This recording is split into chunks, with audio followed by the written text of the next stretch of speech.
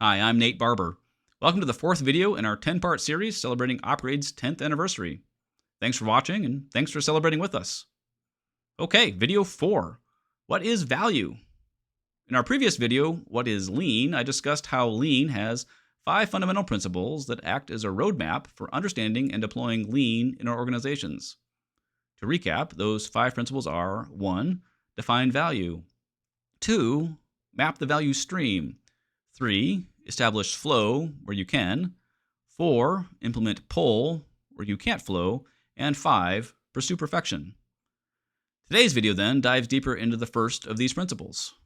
So, what is value? When we talk about value in our companies, value is often a pretty nebulous term. We have no problem saying we need to deliver value to the customer, but what does that really mean? If you're like many of the people I've met, you may not think delivering value to the customer is part of your job. Delivering value is something the salespeople do, because they're the ones who talk to the customer. Or maybe shipping. They're the ones who actually deliver our product to the customer, right? That must be it. Value is the product we sell, so it's the shipping department who delivers value, right? Well, that's actually not too far from the truth. Customers buy our products or services because the value of what they get is greater than the value of having their money in their pockets.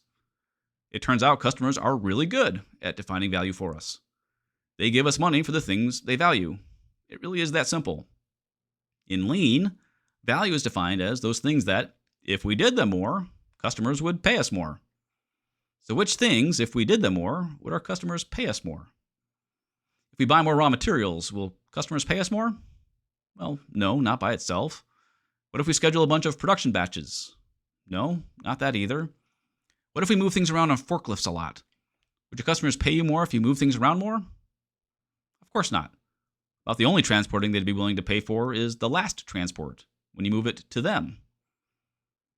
What you might be starting to understand is that there are a lot of things we do in business that don't create value for your customers. In fact, the only things that can create value are those things that change the fit, form, or function of something. That's the second part of the Lean definition of value. All that raw material you bought, when you actually transform it into something else, that's the value creating step. But value creating isn't limited to just manufacturing. If you change the form or function of information, that can also create value. Frankly, that's how Opgrade creates value for our customers.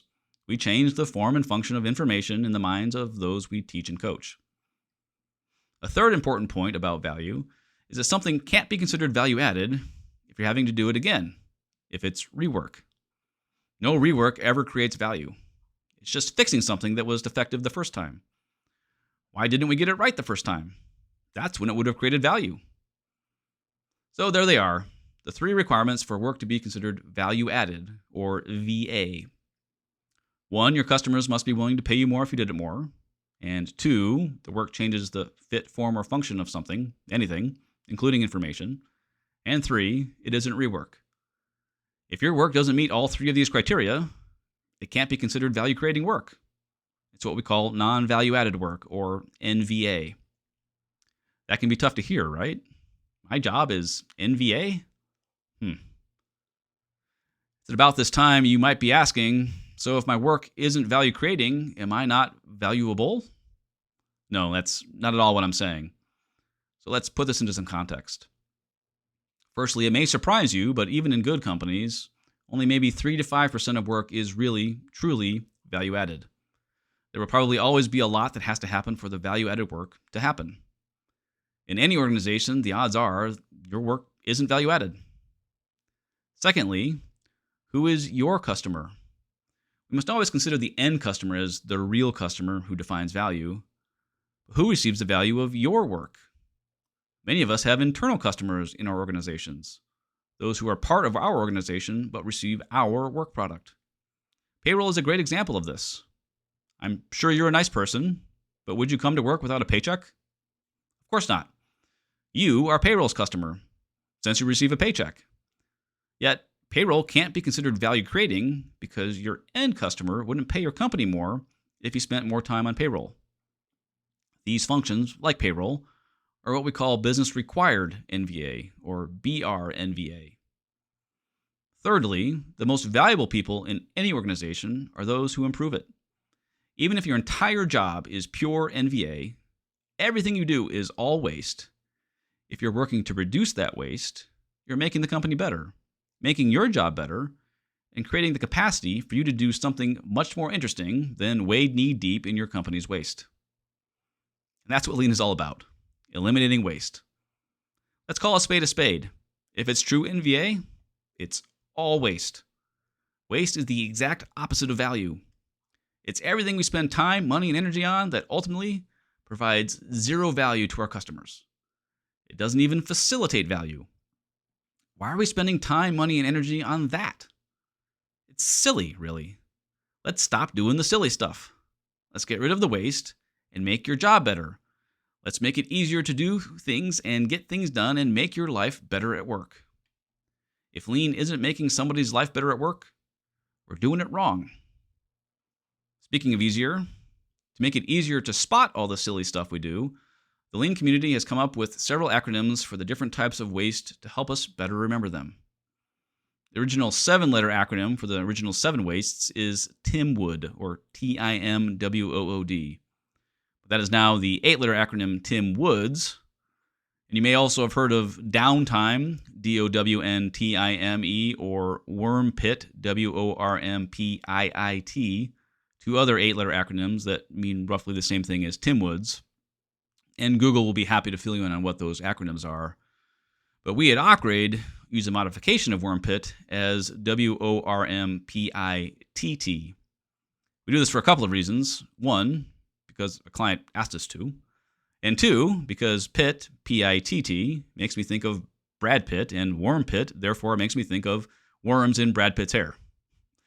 There's a stunning visual reference for you. Poor Brad Pitt. Though I'm sure he's still be incredibly good looking, even with worms in his hair. Okay, so because now I'm sure you're wondering, the acronym worm pit stands for waiting, overproduction, rework, motion, processing, inventory, transportation, and talent. These are the 8 wastes. Most of them are pretty intuitive, some are less so. I won't go into them all in depth now because this video is already long enough, but I will talk briefly about the first 3. Waiting is probably the most prevalent waste. You'll see it everywhere. Material waiting to be processed, workers waiting on decisions, emails waiting on responses. Waiting is everywhere. Second, overproduction is more common than you might think. Anytime you make anything in a batch, you're overproducing, and you're literally requiring more waiting. It's for this reason and others that overproduction is also probably the biggest source of all the other wastes. And 3, rework is probably the most expensive waste, at least traditionally. Every waste we got to experience the first time, we get to experience again and again, and probably again and again and again. Rework is very expensive. If rework isn't the most expensive waste, then talent is. If you're not acting at the top of your scope, what is that costing your organization? If you're not asking the people in your process how to improve your process, what is that costing you? How many solutions have you passed up simply because you didn't ask your team? That could be astronomically expensive. Okay, so that was 4 wastes. I snuck in talent. You got me. But what I got is no more time. So I'll end with this. Often it can be easier to spot wastes in organizations than it is to truly understand if work is value added. So these 8 wastes are helpful in showing us the silly things we do that we should definitely stop doing. That's what Lean is all about. Let's stop doing the silly stuff. Let's spend more time on value. Let's make our work better and easier. Let's spend 10 minutes today to make tomorrow 1 minute better forever. The only problem is that once you see waste in your organization, you can't unsee it. You're welcome. Next week's video will be what is value stream mapping. Until then, thanks for watching, and thanks for celebrating Opgrade's 10th anniversary with us.